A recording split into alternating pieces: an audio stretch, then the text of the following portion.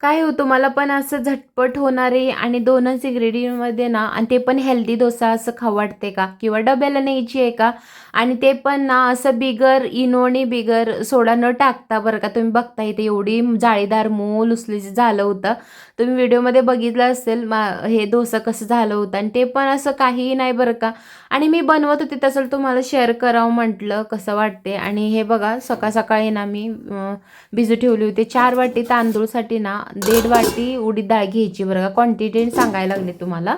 आणि तुम्ही एक्स्ट्रा पण वाढवू शकता. जसं मी क्वांटिटी सांगितली आहे ना तसं तुम्ही त्याच्याबरोबर तुम्ही मॅच करू शकता. असं तुम्ही घ्यायची आणि दिवसभर भिजू ठेवायचं आणि दिवसभर भिजू ठेवलं रात्री ना आपलं वाटून करून घ्यायची मिक्सरला वाटण केलं रात्रभर फर्मेंट व्हायला झाकून ठेवायची. जसं की आपण काही ॲड करायची नाही, जसं एवढंच उडीद डाळ आणि तांदूळ एवढं वाटण झालं की फर्मेंट मस्तपैकी इथं बघा बॅटर म्हणजे फर्मेंट झाले होते. आणि त्याच्यामध्ये चवीपुरतं मीठ तेवढं घातले, जास्त काहीही न टाकली मी. आणि सोडा वगैरे घातलं ना ते हे होते त्यासाठी. आणि मस्त फेटून घ्यायची बरं का. चवीपुरतं मीठ टाकलं की ना मस्त फेटून असं एक एक एक डोसं काढायची. आणि काही नाही बरं का.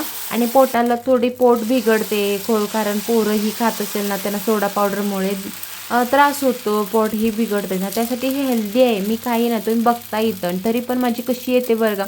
अशी जाळीदार डोसा आलं होत्या आणि खरंच सांगते तुम्हाला असं एकदा नक्की बनवून पहा. फेटायचं तेवढं बरं का, जेवढं तुम्ही फेटसाल तेवढं छान येते असं. आणि काही नाही लागत नाही आणि थोडी काय भरपूर टाकते. असं मी म्हणजे भरपूर तऱ्हेची बनवते. म्हणजे मी हा साधी आणि सोपी माझं झटपट होणार आणि टेस्टला काही वेगळं वाटत नाही, छान वाटते बरं का मस्तपैकी. असंच माझं झटपट रेसिपीला ना तुम्हाला हवे असेल तर माझ्या चॅनलला लाईक शेअर सबस्क्राईब करायला विसरू नकात. आणि कमेंट करून सांगा माझी रेसिपी कशी वाटली. तोपर्यंत भेटू पुढच्या व्हिडिओमध्ये आणि एकदा नक्की करून पहा.